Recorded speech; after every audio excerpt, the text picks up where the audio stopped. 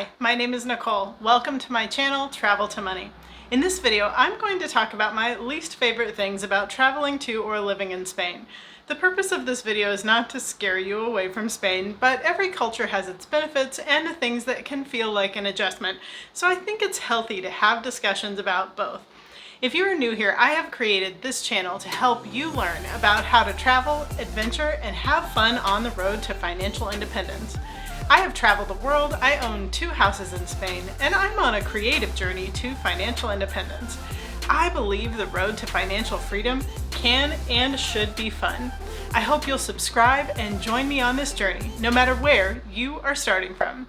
Okay, before we dive into the topic of my least favorite things about Spain, let me start by saying that I love Spain. I own 2 homes there, and I can't wait to get back and spend more of my life there.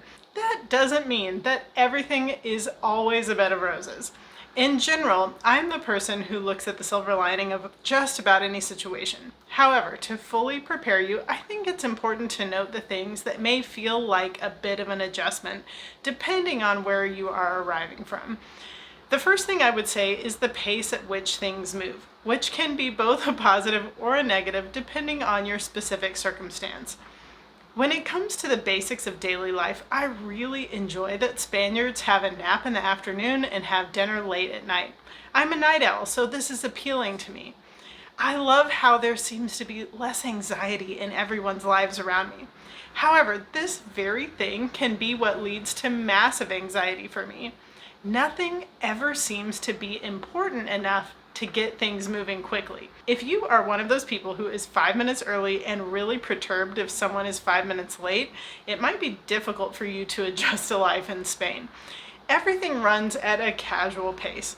When I showed up to meet the realtor for the purchase of my first home, I was 10 minutes late. He said not to worry and that I was doing a great job of working on my Spanish form. I think the pace has been the most frustrating for me when I had situations that felt debilitating to the functions of daily life. When I had plumbing issues and couldn't get an emergency plumber, having to wait 3 days, using toilets in restaurants and showering at a friend's house. In the US, I would just have paid more to have someone there the same day, but it didn't really seem to work like that in Spain. When I tried to sign up for internet service, it took over a month. No one really seemed pressed about my problem. And that is what I would say is another big difference. In the US, the customer is always right. You bend over backward for a good review or to make sure that the customer is satisfied. It's not really like that in Spain at all. And it's not that they're rude or that they don't care about customers, but there's just more of a balance of power between the customer and the business. There's no speaking to a manager and making demands. You just politely deal with what you've been given. There were a few situations where I definitely showed my ignorance to this fact. I got huffy, acted like that American, and it didn't change my situation at all. They were like, just like we said 5 minutes ago, you will have to wait up to 21 more days for your internet service to be connected. This only left me feeling embarrassed at the way I had behaved and frustrated that there wasn't a better solution. Another thing to be aware of is the schedule of holidays. I have never been anywhere in the world where I've seen more holidays celebrated with the closing of stores than in Spain. Now, if you are Spaniard and you understand the schedule and you get a lot of days off of work, it's probably great. But when you're working on the schedule of another country, in my case the US, and you aren't keeping track of the Spanish holiday schedule, it can really impact your life, especially if you're out of food or needing to work at a coffee shop with internet. I can't tell you how many times I've left my house to go to the grocery store or to go to work at a coffee shop only to find out that everything is closed for a holiday. Trying to figure out what stores and restaurants are still open can be a pain. This is probably felt a lot less in the big cities, but in a small town you will really feel it if you don't learn about the holidays and plan in advance. There have been at least a handful of times where I've had to go look for places to get food for a couple of hours because I hadn't prepared in advance. Next, I want to mention taxes. Taxes in Spain are very high. Now, they provide a lot of good services. The roads are excellent, the education system is good, and so on. But for me, it is still really hard to imagine this salary reduction. If you were to become a resident of Spain, if you're in the $40,000 to $50,000 per year income bracket, instead of paying 22% like you would in the US, you would be paying 37% of your income taxes. And if you make over $60,000 per year, you would be taxed at a 45% rate, which is double what you would pay in the US. As you can imagine, the US wants your taxes even if you live abroad, so you would need an accountant to figure out how much is going to each government. Luckily, there are laws that protect you from double taxation, but if you think you'll get away with just paying US taxes, you would be wrong. Did you see that the Spanish government is wanting to jail Shakira for tax evasion? They don't play. Anyway, because I own a couple of homes in Spain, I was seriously considering trying to become a resident there. However, I think for the time being, I'll just settle for visiting a couple of times a year. I'm just not ready to pay nearly 40% in taxes, although I do really appreciate things like nice roads. One note on taxes and the differences in living in Spain versus the US. The cost of living in Spain is definitely cheaper, so even though your taxes would be higher, you wouldn't necessarily need as much money to live on. Another thing about becoming a resident in Spain is that you have to live in the country for at least half of the year. That's not necessarily a bad thing, but for someone like me who loves to travel, it would be difficult to commit to that amount of time. On the other hand, you'd have full access to the rest of Europe during the other 6 months, which is a huge benefit.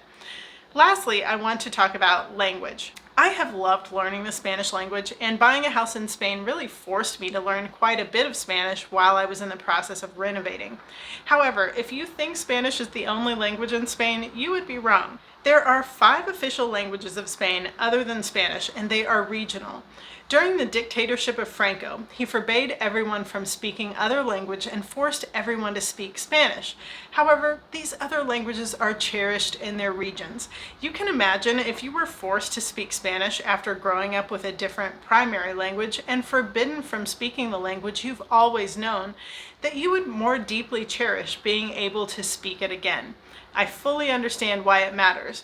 Now, even with those additional 5 languages, you have different dialects. For example, in the Valencia region, Valencian is the language that is spoken. But if you look at the list of 5 languages, Valencian isn't on the list. Valencian is a dialect of Catalan, which is one of the 5 official languages. Now, it's not like you need to learn these languages. Everyone can speak to you in Spanish, but you may never feel entirely like you belong if you live in a region and don't speak the native language.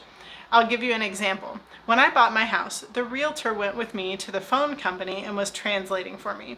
He's lived in Spain for 18 years and is fluent in Spanish. There were 2 people working behind the counter and speaking to each other about my situation. I looked at my realtor expecting him to translate for me because I thought they were speaking in Spanish.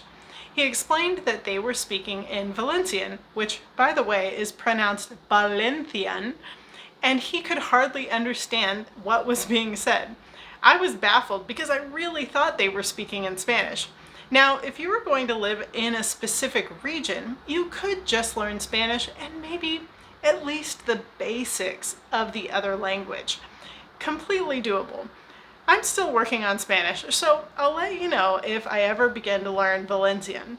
The truth of the matter is that Spain is an incredible country full of beauty and wonderful people. I feel so fortunate to have spent so much time there, and I look forward to going back again and again. But I hope this video, if anything, prepares you for some of the things that might feel like an adjustment, or maybe helps you to rethink your plans if you don't want to pay those high taxes. Let me know if you've ever had any other little bumps in the road while visiting or living in Spain. More importantly, tell me everything you love about Spain.